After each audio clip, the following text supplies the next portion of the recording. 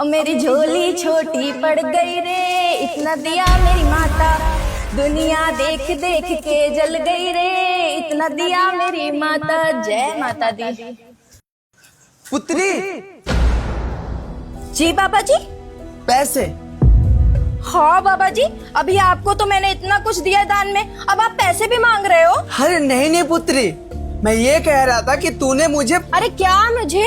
बाबा जी आपको दान दे दिया है, अब दान लीजिए और जाइए घर, परेशान मत करिए मुझे, अब पैसे वैसे नहीं है मेरे पास में।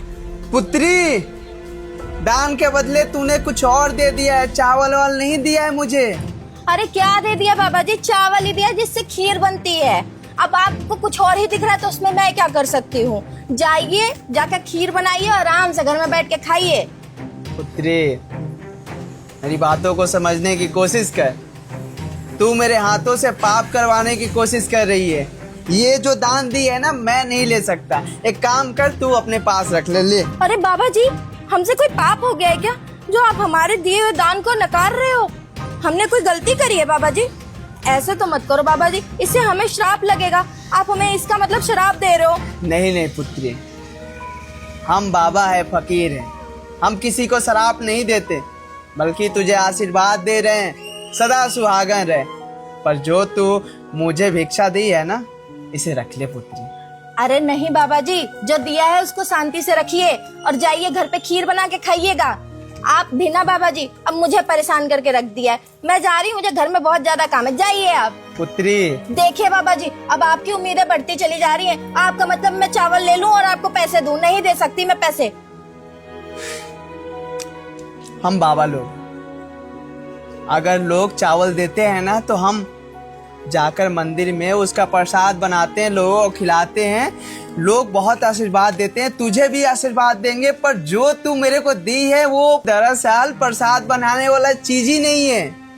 अरे बाबा जी बस, हमको सब पता है, आपको पैसे चाहिए। पर देखिए बाबा जी, हम पैसे वैसे दान नहीं करते, हम दाल चावल चीनी गेहूँ ये सब दान करते हैं। अगर आपको लेना है तो आप ले लीजिए और जाइए, कुछ बना के खा लीजिए, पैसे हम नहीं दे पाएंगे, माफ करिए बाबा जी, अब हम चलते हैं।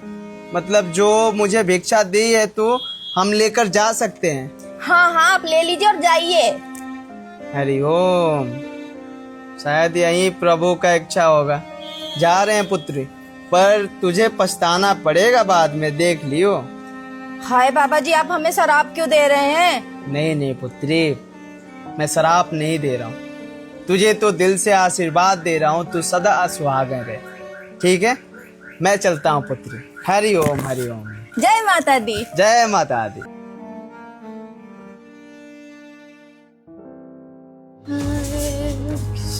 अर्शिता, हाँ? ये बाहर तुमने क्या किया अभी? क्या किया? दान किया।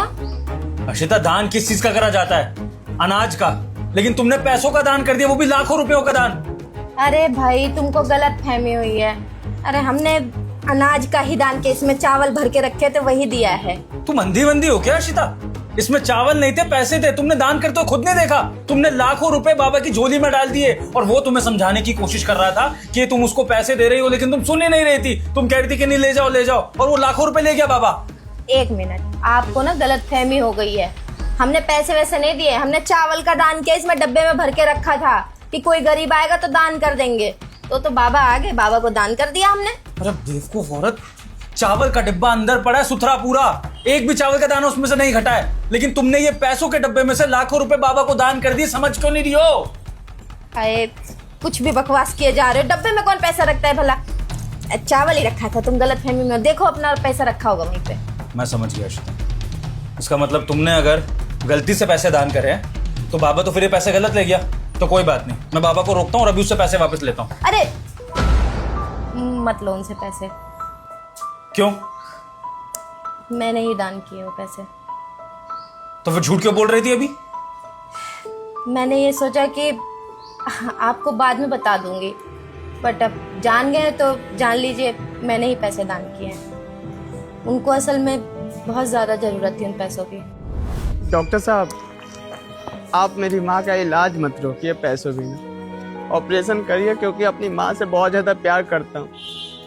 और डॉक्टर साहब, पता है 2 लाख रुपए की ज़रूरत है ना, मैं शाम तक भिजवा दूंगा पैसे, अब भरोसा रखिए। मैं पूरे पैसे भेज दूंगा। शाम तक का मोहलत दीजिए, ऑपरेशन आप चालू करिए प्लीज। मेरी माँ को कुछ होना नहीं चाहिए।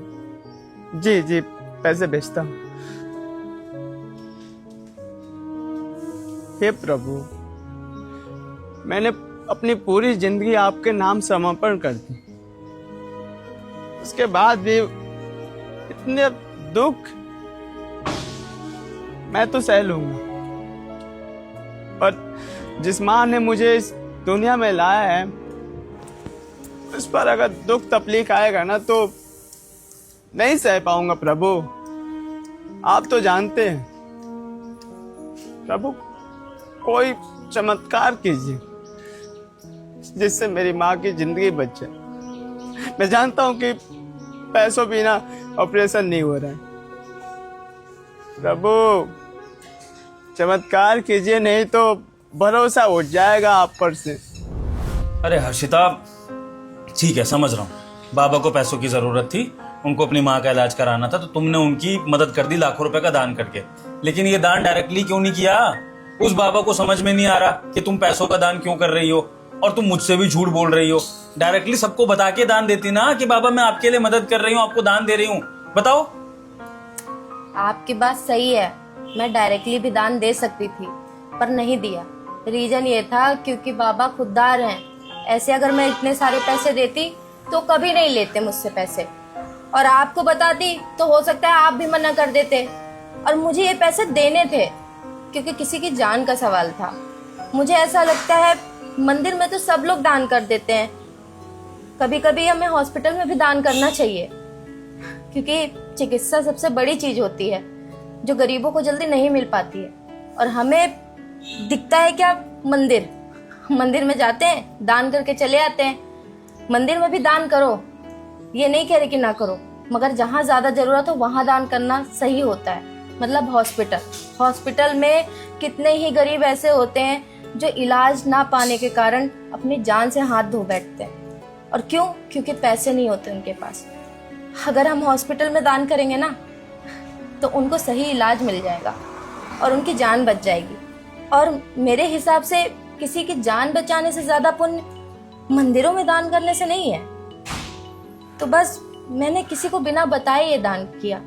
मैंने सोचा आप जब अच्छे मूड में होंगे आपको समझा दूंगी, पर आपको जब पता ही चल गया है तो बस यही रीजन था कि मैंने आपको नहीं बताया और उन बाबा को नहीं बताया।